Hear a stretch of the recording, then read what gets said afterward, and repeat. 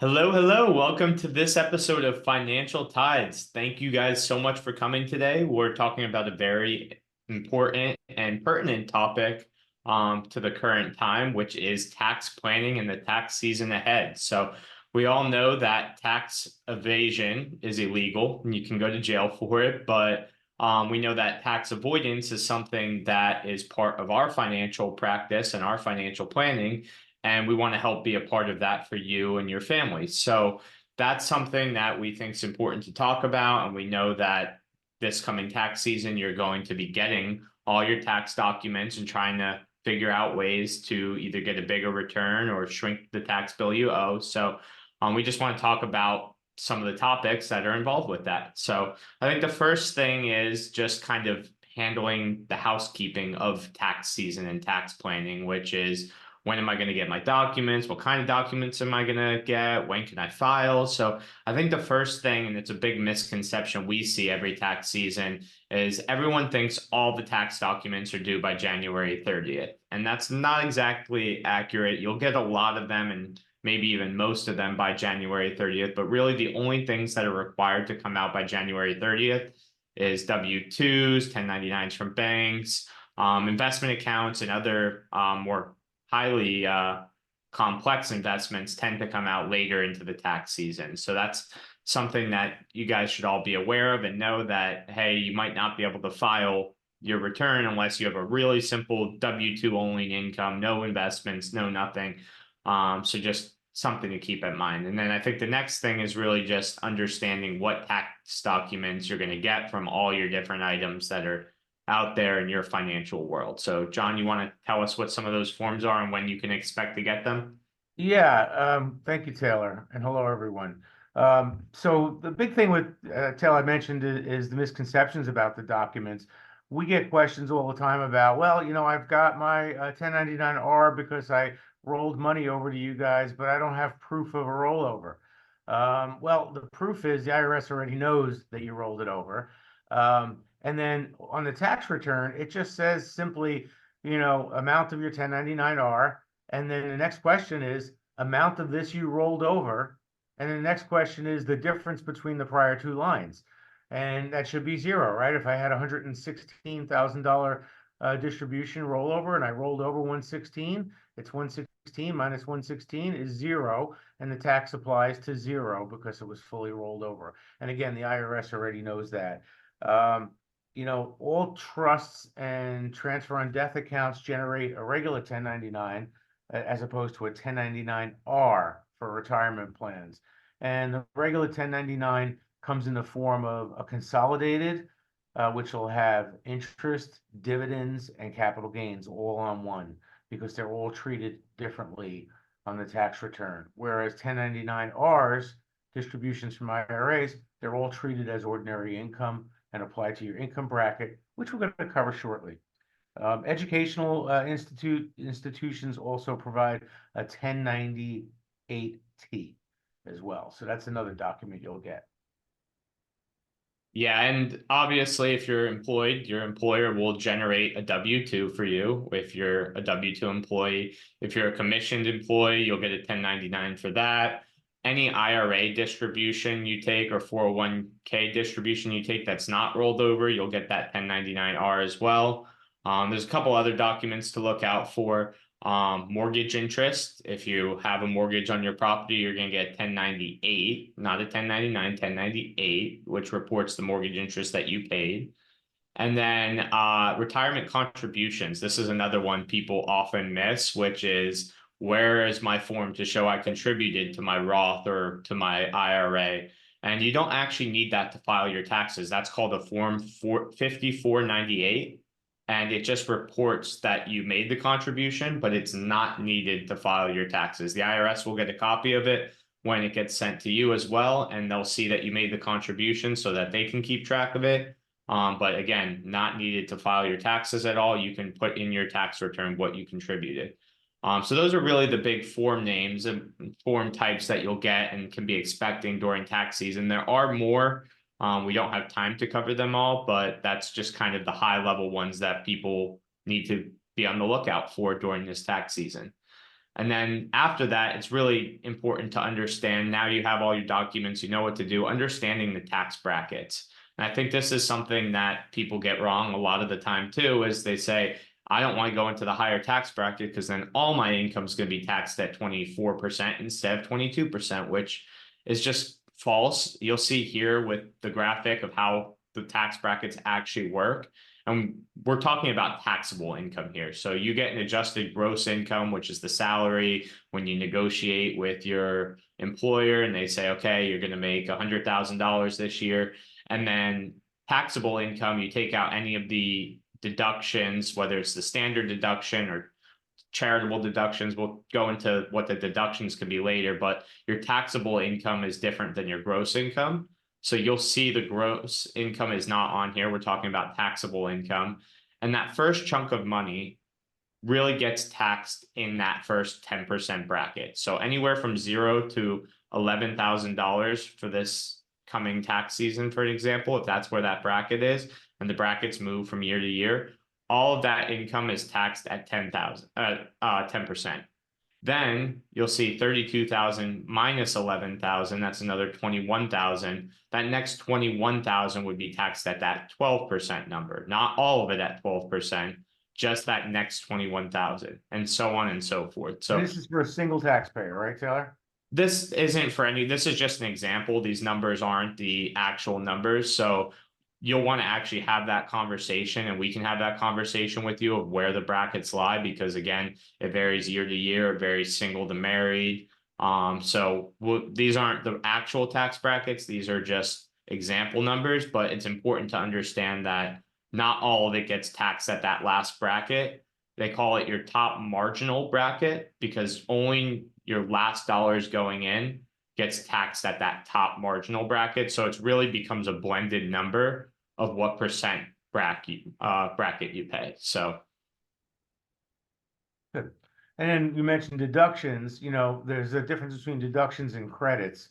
And I just want to spend a minute on that because I think the terms get thrown around loosely. A tax deduction is something, again, I donate $1,000 to a charity. I'm now reducing my adjusted gross income to get to a lower taxable income and then apply it to the brackets. The credit is something that's a dollar for dollar, in your pocket, credit to your bottom line. So I get to the end of my tax return and it says I owe $5,000 in taxes, but I bought an electric vehicle and I'm getting a $7,500 credit from the government. I now get $2,500 back instead of owing $5. It wipes out the entire $5,000 for dollar and gives me $2,500 more in refund. So it's a complete credit. So that's the difference essentially between the two. and then John, you mentioned tax credits just real quick. We work with a lot of our clients to get tax credits. What are just some quick examples of some of the investment strategies that are out there that could give you those tax credits? Yeah, like renewable energy. There's renewable programs. There's low income housing tax credits. Some states offer benefits for 529, but those are more along the lines of getting the money out tax free later. But oil and gas drilling, you would think that everybody said, "Oh, wait a minute, renewable energy. Why are they encouraging oil and gas drilling?" Because they want to harvest the assets that are here instead of being subject to the whims of foreign entities. So those are basically, in a nutshell, just some of the overlying ones. And Taylor, tell us, there's other popular deductions we started touching on earlier. Yeah, and there's hundreds of possible deductions and credits out there. I mean, it's important to keep an eye on some of the popular ones, which I'll tell you about here. But just keep in mind, again, this is short informational. We can't handle and hit all of them. So if you have any questions about any the specific ones, we're happy to address those ones separately. But the big one is always going to be charitable contributions. It's very simple. You make a contribution to charity, you get to deduct that. There's child and dependent care. So if you have to have some sort of nanny care or daycare service, you can receive child care credits for that. Just a child tax credit in general. If you have a kid, you get a credit for that. There's credits out there for people who are elderly and disabled, earned income tax credits, electric vehicle tax credits, which we mentioned before, home office expenses you can use as a deduction if you're working from home, and then college education cost credits, which is why you get some of those 1098s for the tuition you're paying as well. So all those forms are important and need to be used in your tax return to make sure you're taking advantage of some of those credits that you may be eligible for. So it's also important on top of that to have strategies to lower your taxable income aside from the credits. So we're talking about more deductions, more of the investment side of things of how we help our clients out with some of the stuff. And I think there's a couple big ones. And one of the things we do is tax loss harvesting.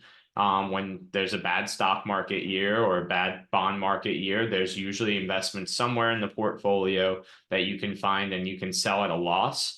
And by selling a loss, you can harvest up to $3,000, even more if you want to have carryover. But every year you can write off $3,000 of investment losses. So it doesn't mean that you're intentionally losing money, but in a diversified portfolio, there's oftentimes positions that you can harvest for a short period of time to take advantage of having temporary losses in those positions to get a tax benefit from it.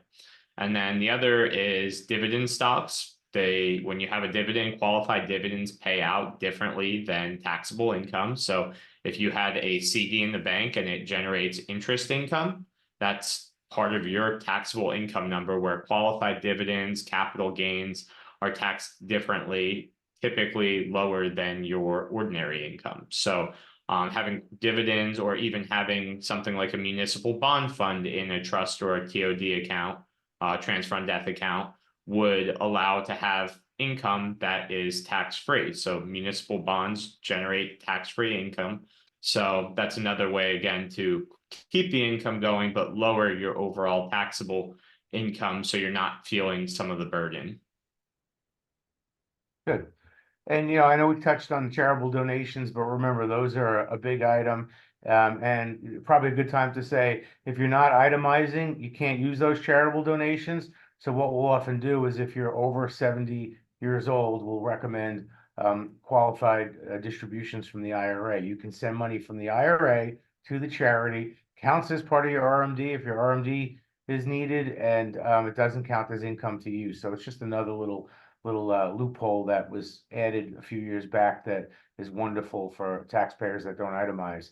As far as keeping tax records, recent research tells us it's 3-year look back now to audit the return. But there's certain cases where the IRS has a longer window. If you underreported your income by more than 25%, they can go back 6 years. I tend to have about 10 years worth of records, especially now that the records are getting more and more electronic, and it's just a file on a hard drive stored on a secure server somewhere that I can access when I need it. So we're saving them for a real long time. Another advantage is put money in the 401k. It reduces the amount of the taxable income you owe. It does not remove your Social Security liability. So in other words, if you make $150,000, you pay 7.65% into Social Security and Medicare. You still pay that in on all the money that you put in the 401k, but it reduces your adjusted gross income, your taxable income down, which could be phenomenal with a $30,000 allowable amount this year for people 50 and older. So. Yeah, and that number is 23,000 per year if you're under 50. And I think people don't really realize it, that with the money coming right out of the paycheck, we'll get people started for the first time putting into their 401k, and they'll say something along the lines of, hey, like, I'm putting $500 a month in, but my paycheck only went down by 300. And they don't realize, because they're not getting taxed on that portion of the income anymore, that it's not the full 500 that you feel coming out of your paycheck. Your paycheck and your income that's take-home pay doesn't go down by the exact amount, because you're now getting that amount of money in to your account before they tax it. So, and that's the same thing with the traditional IRA. A lot of them are tax deductible for many people if you don't have a 401k through your work. There are some limits on it, depending on how much you make, you may not be eligible. So again, that's a case by case basis. But that's another thing that if you are eligible for a deductible IRA, you can put funds in there and take it off of your taxable income number. And then Roth IRA, not to be confused with the traditional IRA, the withdrawals are not going to be taxed on that. So that's very different. Withdrawals, when you're taking out the money in retirement to spend it, it will not be taxed, but as a consequence to that, you have to pay the taxes on it upfront. So you will not be able to deduct those if you put it into a Roth IRA because you're gonna pay taxes on it now, so you don't have to later. Excellent. And then the health savings account, this is one again for if you're retired already, it's not really an important part of this. But the health savings account, if I have a high deductible plan through my employer, and like a $14,000 or $12,000, $7,000 deductible plan, I'm allowed to fund a high deductible plan. And for I don't know what it is for under 55, but for us it's 9,100 a year that we can put into an investment account and use for healthcare toward the deductible, or just let it grow and invest it. And think you do the math. If you do that for 15 years, you've got, with the growth on the account, you've got a couple of $100,000 in a healthcare account you can use later on down the road when healthcare costs are high. So 529 plans, another great option, which we talked about in our college planning episode. So I'm not going to do that whole episode here right now. Just look for that on our list. Retirement accounts have plenty of benefits. One of them we mentioned is the tax deductions, but more importantly is they're long-term investments. So if I'm 20 years old or 20 or 30 years old, and I'm putting money in a retirement account, I can shoot for the moon. I've got, till 59 and a half before my penalty expires on it. So I've got, a very long time horizon. I can be very aggressive. I can afford to watch the market go down and come back up and keep buying on sale while it's down. So that's as much as the tax deduction is important, it's the tax deferral and the accumulation along the way that's extremely powerful. Yeah, and just back to the HSA topic, you mentioned 9,300 for 55 and up, but that's for families. So it's a $1,000 catch up, 8,300 for a family, so husband and wife or spouses of any sort. And then if it's an individual, you have $4,150 that you can contribute up to. So just so you have the exact numbers there. And then we're talking a lot about retirement accounts, but the important thing is to remember traditional 401ks and traditional IRAs, you're creating tax savings immediately with some tax burden down the road. So anything that you now take out of the 401k for those who are in retirement, kind of shifting gears away from the accumulation phase to the decumulation phase now, is the 401k, you're creating tax burden. So balancing that out, there's some strategies that we typically use if you have other sources of income to create a balanced income that's the most tax efficient for you coming from your different sources. If all you have is the 401k and you're creating the income you need to live off of from it, there's not a whole lot you can do other than just making sure you wait till you're 59 and a half to make sure you're not paying a 10% penalty, but your income's kind of going to be your income. And then it's just about maximizing deductions and credits elsewhere if possible. And then the other part of that is required minimum distribution. So we covered the qualified charitable distributions to hit on that. Right now, that's age 73 is the new required minimum distribution age. They're slowly progressing that to age 75 now. So there's a couple different things you can do. Like if you're retiring later in life, and you're still working up to age 73, you can push out your first required minimum distribution to the following year and take 2 in that year, and then 1 every year following. Or right when you turn 73, you can just take every single required minimum distribution and just take them one after the other, year after year. But again, some things we do before that is we try to distribute prior to required minimum distributions to be more tax efficient in certain cases, because once it's a required minimum distribution, there's not really any way around it. You have to take that money out of your account. You have to pay the taxes on it unless you do a charitable distribution. So we don't want to puts you in a position where you're getting forced into paying more taxes instead of distributing some of the money while you have lower income if you retire on the earlier side. Yes, and another fallacy that I've heard over the years is, well, when I get to the RMD age, I'll just do Roth conversions with my RMD. You cannot do that. If your RMD is $20,000, you must physically distribute and pay tax on the 20 and then convert anything you want above the 20.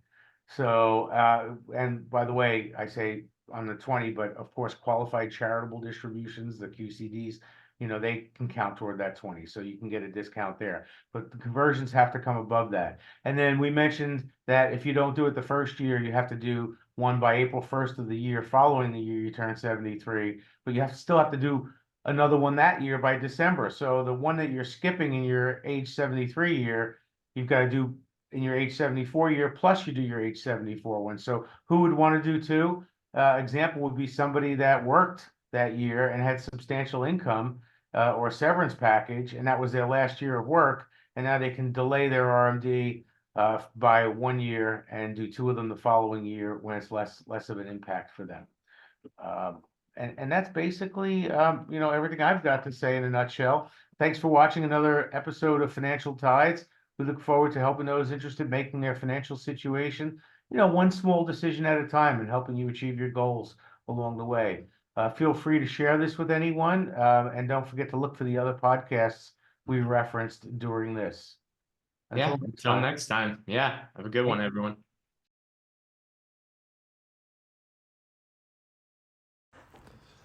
John Perillo and Taylor Perillo are financial advisors offering securities through Cetera Advisors LLC, a registered broker-dealer, doing insurance business in California as CFGA Insurance Agency LLC, member FINRA/SIPC. Advisory services offered through Cetera Investment Advisors LLC, a registered investment advisor.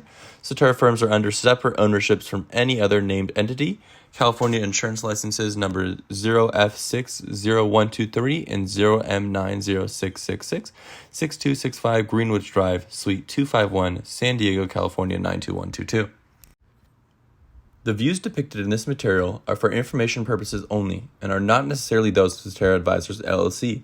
They should not be considered specific advice or recommendations for any individual. Neither Cetera Advisors LLC nor any of its representatives may give legal or tax advice.